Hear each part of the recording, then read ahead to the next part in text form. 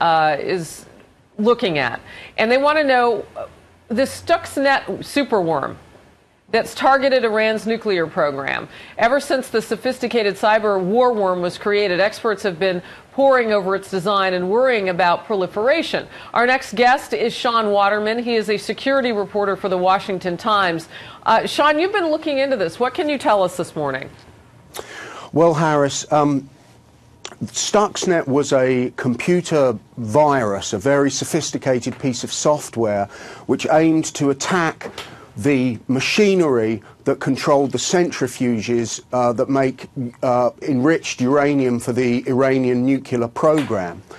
But that same kind of machinery, it's called SCADA, or ICS, Industrial Control System, that same kind of machinery is used in factories, power plants, chemical plants, oil refineries, power generation, nuclear plants. It's used in almost every kind of industrial process you can imagine.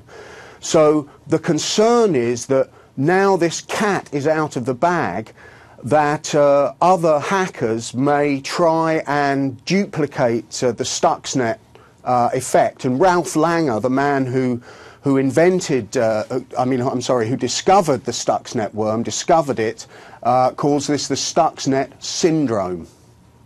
Let me ask you this. What are the concerns at this point about national security with regard to cyber attacks like this here in the United States? Well, they're very extensive. I mean, we've already seen for more than a decade infiltration of computer networks belonging to the US government and to private sector enterprises in the United States. We've seen the theft of intellectual property on what the chairman of the House Intelligence Committee this week called a breathtaking and brazen scale. We've seen cyber spying.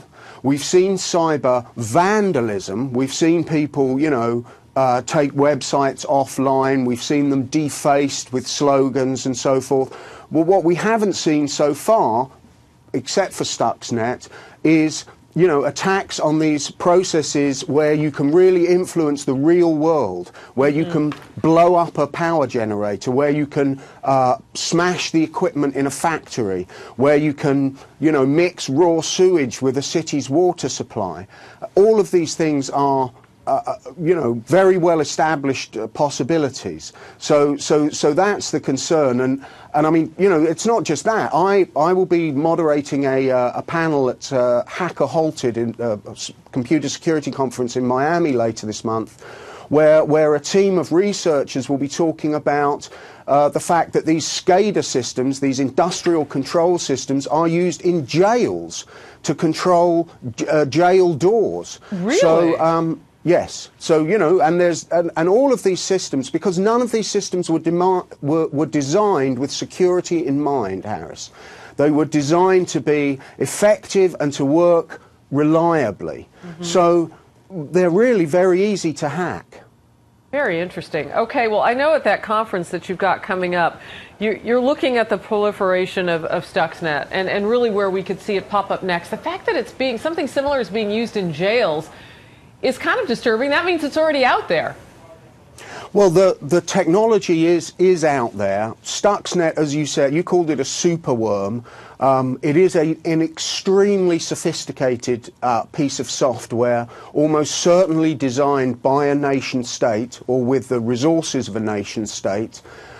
But the sort of theory, now that the theory's out there and security researchers, you could call them white hat hackers, certainly are looking very hard and finding more and more vulnerabilities in this kind of software. Now, those are the good guys, and they're working with the vendors to try and get these vulnerabilities mitigated. But there are bad guys out there as well, and I'm sure they're looking just as hard. Yeah, I mean, you said it best. I mean, we do have to learn to separate the good guys from the bad guys because the technology is already out there. You got to make sure that they're with you The good guys. All right. Sean Waterman, security reporter for the Washington Times. The Hacker Halted is a cybersecurity conference later this month. He'll be presenting there. Good luck with that, and thank you for sharing some of your knowledge and experience this morning. We appreciate it, Sean. Good to see you. My pleasure.